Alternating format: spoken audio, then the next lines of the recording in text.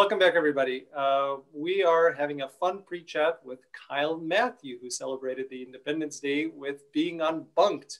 We're very excited to talk to him about that experience, his life, and more. Please welcome to the program, Kyle. Hello. How are you? So, Hello. dude, yeah, that's a nice gift. It's a Friday, it's the 4th of July, and hey, you're on TV. Pretty cool, right? Yeah. Pretty cool. Did you have a watch party, kind of family get together to watch it?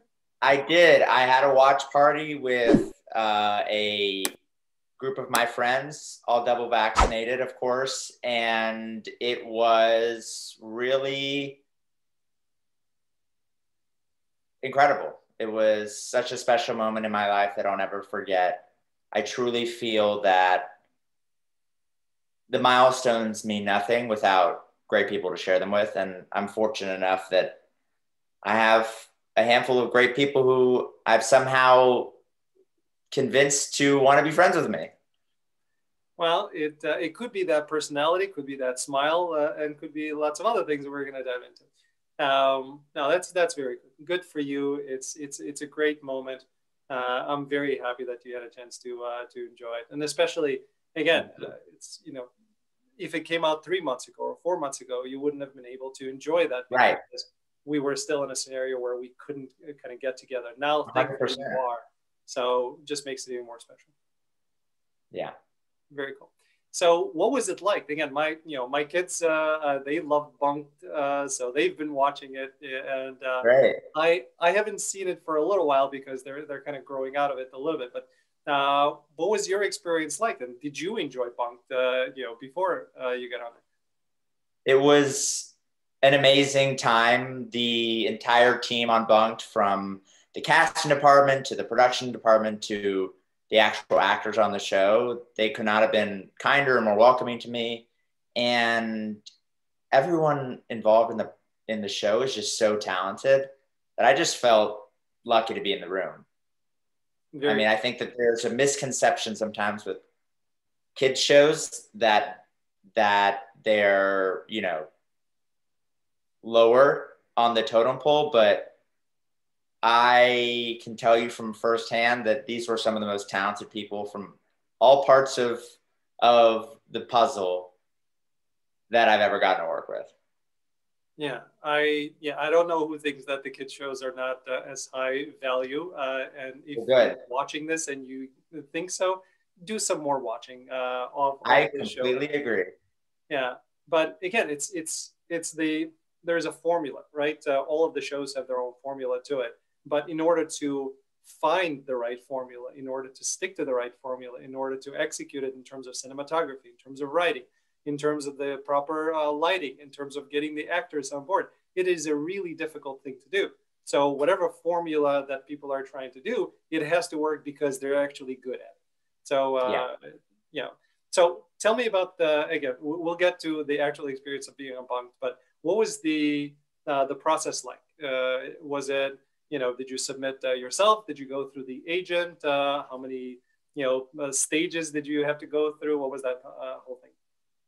Of course. So it was a particularly unique experience, obviously, because of COVID. And then there were some life occurrences that also added another element to it, which was that a couple of days before I got the audition, which was at the beginning of January, my grandfather passed away.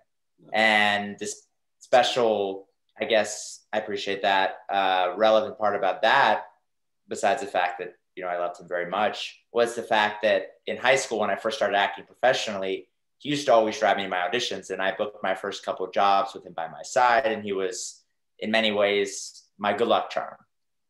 So when I auditioned for the role, even that felt different. It felt like there was something special in the air. I had an extra, I guess, guardian looking over me. And what made it even more symbolic, once I got the call back and then I got pinned and then I booked the role, was that my grandfather's name was Martin and his father's name was Meyer. And the character I play on the show, his name is Myron. So that was just everything for me. Yeah. Mazal tov. And Thank you. yeah, for the first time, you know, when you were It was talking about, Bashert. yes, It was uh, Bashert. it is, it is. It's and it felt like your grandfather for the first time actually got to be in the room. So Yeah, before he was waiting for you, now he got to be in the room, right. and it worked out. So that's Exactly. yeah, it's very interesting how life works out, and all of these moments that we don't know what to think about as they're happening, and then we realize a little bit later on that, you know what, that might have had real significance on what happened. And Yeah. yeah, that's cool. But so getting onto the show, right? And you're Yeah. getting on set, and it's a big show. It's a well-known show. Um, for those people who are not in the industry, right? There are lots of people. It's not just the actors. There are lots of people everywhere. There are, you know, producers. There are associate producers. There are all sorts of people, crew. So getting onto kind of this big set, what was that like? Was there is like, okay, I know I've been here before. I can do this, but this is way bigger than I'm used to.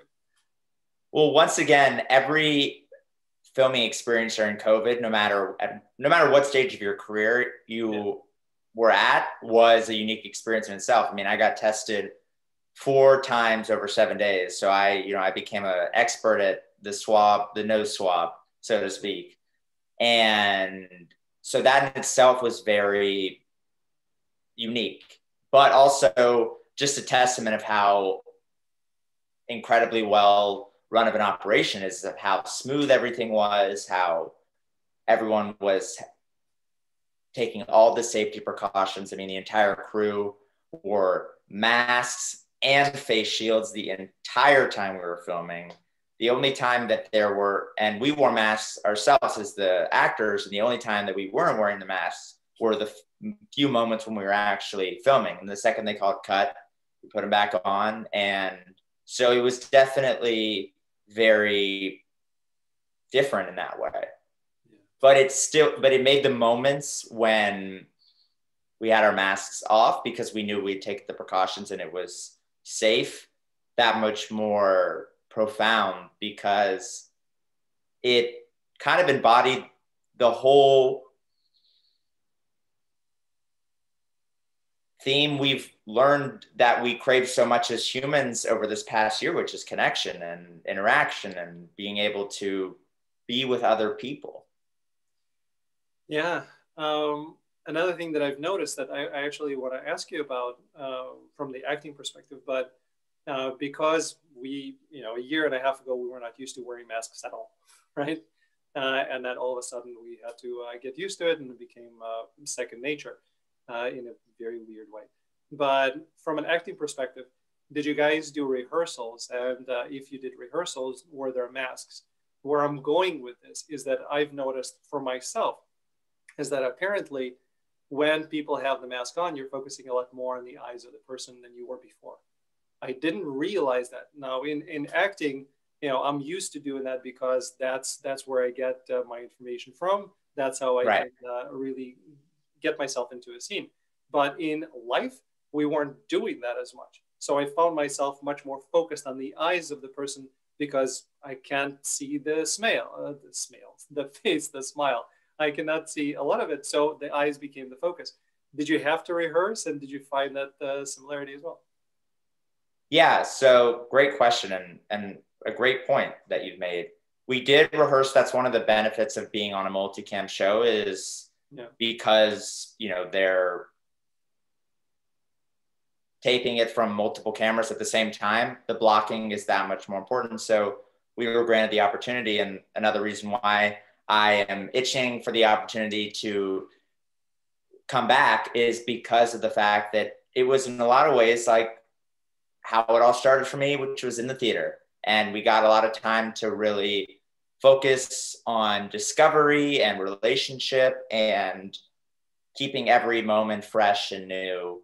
So we actually had 3 days of running things before we actually filmed the scenes. Yeah. And sure, there were some rewrites in there, but it was such a blessing to be able to have that extra time to really, you know, get my bearings and us as a collective for that particular episode to kind of get in our groove. I love the multicam. Again, I make no secret of it. I would love to be on a multicam sitcom. I'm the goofy uncle. If anybody needs one, I'm it. But guys, I'll be it. Am I your nephew? What's going on here? I don't know if you're old enough to be my uncle, but you could be a young uncle. I'm 46, so I do believe I'm old enough to be your uncle. Okay. Yeah. Well, you don't look it.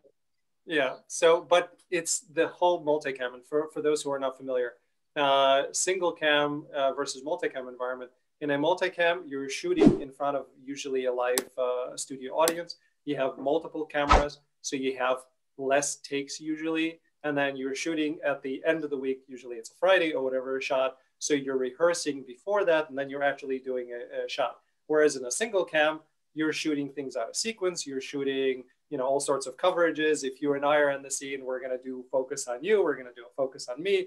There are all sorts of different things. Multicam, to me, is a better lifestyle and a more fun environment to be in because, like you said, you do have a chance to ground yourself in it. Okay, what is my environment? Who are the people? You don't just walk in, boom, you have your scene, get out. It's a different environment. I love multicam. And did you have the live studio audience when you were taping, or there was no audience? So there was not an audience, but I do have to say the entire crew was an incredible fill-in, so to speak. And so all that energy that we would have gotten from an audience, I didn't feel as if it was compromised. Okay. We paused for laughs. They spoke about the parts in which laughs would be added, and it felt very organic. And every laugh felt, whether they were faking it or not, it felt as real the 10th time as it did the first time. So. And have you ever been, again, as an actor, this has been a new experience for you, but have you ever been in the studio audience when they're shooting a multicam? I have not. You should. I had a chance to do that. Again, we live in Chicago, so we went to LA with my friends. We immediately, got on a lot, and we went to see a taping of Man with a Plan. And it was such an interesting experience because you're there as an audience. There are people there to entertain you because as you, the actors, are shooting, as you're going through the different parts of your setups, we have something to do. So there's food there. They explain kind of the details. And the laugh track is kind of made up of us, and it's made up of other stuff that's being filled in. So the whole environment is just a very unique experience that was really cool to watch. And then if you're used to watching sitcoms, which all of us are, and we're used to watching multicam, we just don't know that it's multicam a lot of times, is now we finally see the whole stage. We see the rooms, we see where they're entering, where they're going out. It's really, really cool. So if you get a chance, definitely go to a taping once they get them again. Well, and that was cool just as someone who had seen the show before filming, being able to see what it looked like on camera and then going in. I do have to do a quick tangent because you told me you're from Chicago. Yeah. Are you born and raised in Chicago? No, I was born in Ukraine. I came here at 14. Okay, so you grew up in Chicago. I grew up in Chicago. So I went to, very random, but I went to a summer camp in Eagle River, Wisconsin. Okay. And the majority of the kids are from Northbrook, Deerfield, and Highland Park. That's my okay, cool. So it's Camp Ojibwa. I don't know if you've ever heard of it. But it's maybe more likely that if you have any kids, they might have heard of it, because if they go to one of those schools, it's like a feeder school to that camp. But I have a very special place in my heart for Chicago because of that. So I love Chicago. Just had to tell you that. Thank you. And I've never been to Ukraine, but I'm sure that's great too. Well, one of the reasons why we love Chicago is because we left Ukraine and we did not enjoy being. You didn't like the pizza. It was the pizza, definitely. Yeah. It was the pizza. Yeah, it was always was the pizza. Always the pizza. But we left Ukraine for the reasons that you can imagine, being Jews, Yeah. and there's wonderful Jewish community all in the suburbs that you've mentioned, and Yeah. north from where I am. By the way, those of you who do not know Highland Park, Michael Jordan. Michael Jordan has his house, the gate that has the 23 on it. I drove by it. It's in Highland Park. So I didn't know that. That's so cool. Is that the Space Jam house? Is that the house he lived at when he's in Space Jam? It should have been based on the time. Yeah, but right. I think he finally sold it. He's been trying to sell it forever. But around there, again, I'm going on tangents now, but I love it. This is what we're here for. Around that area, you can ski. So cross-country skiing, you're basically grabbing your skis and then going around Highland Park. And he has pine trees all over, kind of around his property. But you can be around that. And then I definitely, because I had full intentions of inviting him to the wedding. So I drove by to get the address. I invited him to the wedding. Michael, if you're watching this, I'm still waiting for you to answer. Come on, Michael. Yeah. He's ready. Not like you had anything better to do at that time, but anyway. Right. So it is in Highland Park, and it's a really cool area. I love it. Yeah. So the getting on the set, right? We're back to the multicam. So you had a chance to see what it's like inside what you're used to watching from TV set. Yes, and it was super cool too. I mean, I even though I've been acting, for a hot minute now, I still get the same excitement, the same butterflies in my stomach whenever I'm on set as if it's the first time. And every time it's so cool, so surreal. And I just feel so lucky to play a small part in it. And hopefully that small role continues, right? I think you were a guest star, and maybe it's going to be recurring. We'll keep our fingers crossed. There definitely is a chance. So let's manifest that. Everyone, all the listeners, let's write some letters. Write some letters, talk to Grandpa, see if you can pull some strings from above. Exactly. Seriously. I would love that. I'm sure he's already pulling all the strings from up above. So I have no doubt that he's working his magic right now. Well, I hope so. And as the Jews in us will do, we're going to say, tfu, tfu, tfu, and then we'll make that happen. Yes. Yeah. The funny thing is that my kids started doing that, and my son is knocking on wood and doing tfu, tfu, tfu. I'm like, dude, I love it. What's happening? I love it. Very cool. And then again, we kind of touched upon the whole Jewish part, and from what I understand, you do quite a bit of volunteering for the Jewish Boys and Girls Clubs where you live. Is that correct? Yeah, I am a member or a volunteer for Jewish Big Brothers and Big Sisters of Los Angeles. Yeah, I am very proud of that, and honored to be associated with that organization.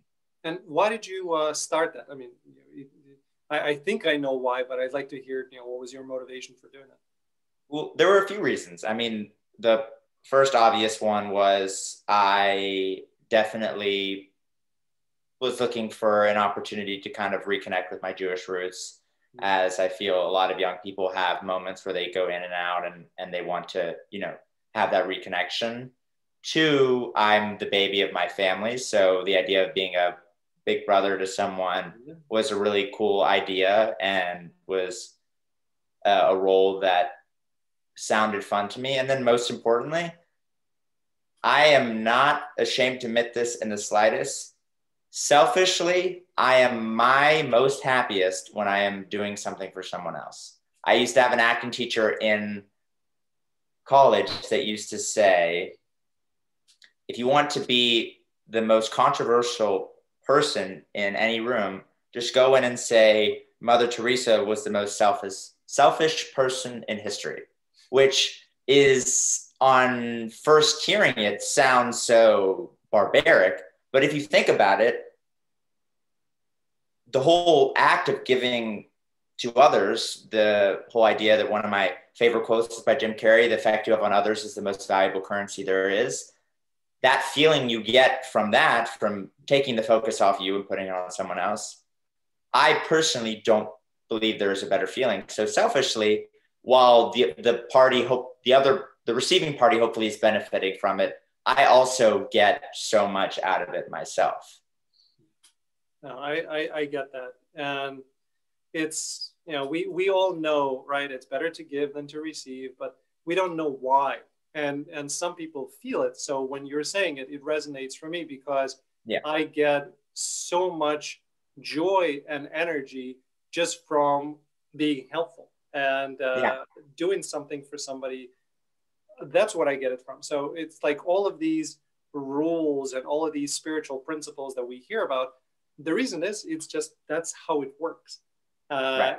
But don't do it because you're thinking you're going to get something in return. Do it because you are getting something in return just by doing it. That's right. Exactly.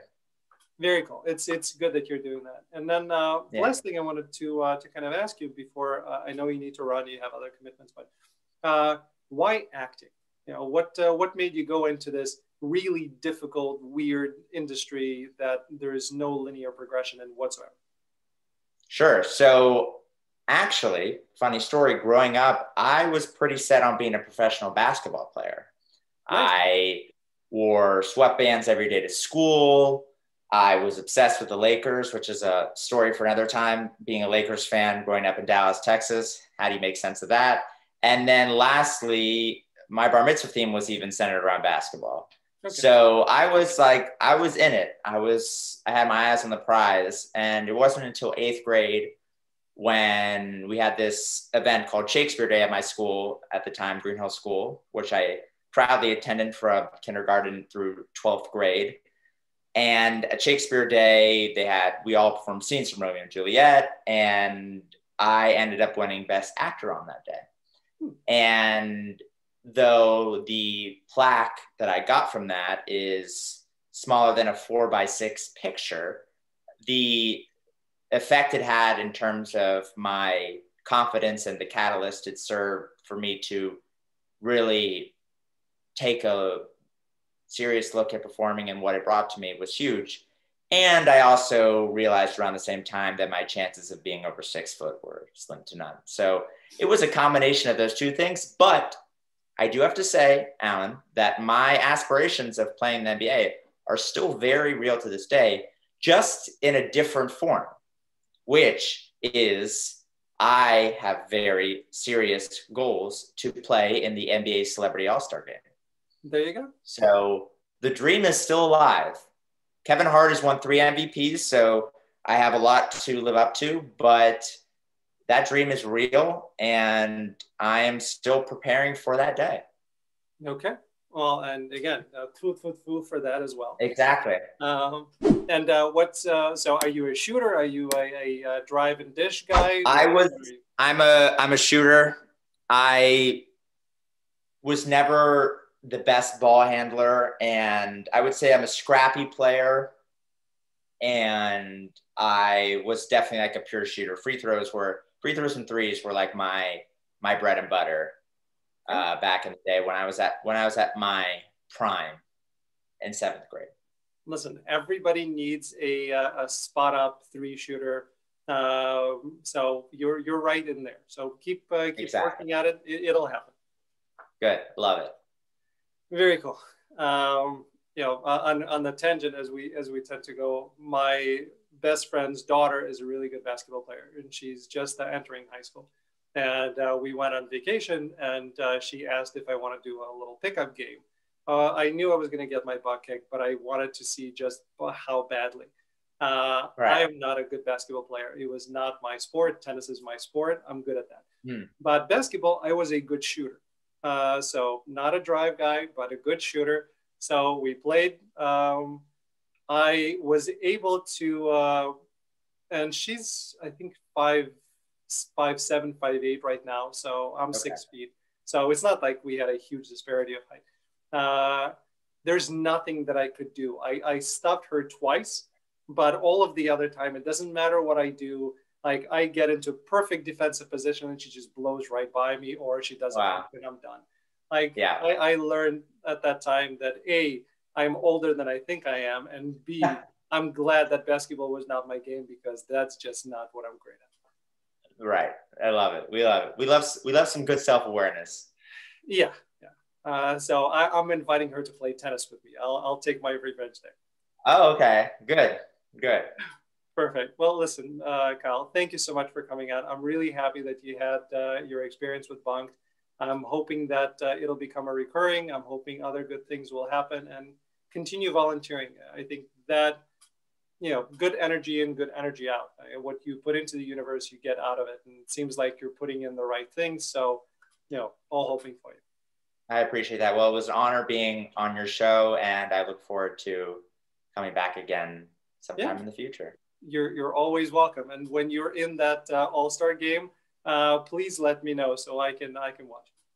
I will. I certainly will. I certainly will. Perfect. Then thanks everybody for tuning in. Whether you tuned in because of Kyle's smile, because of Bunk'd, because of my tangents, we appreciate you doing so. Please continue. Thank you.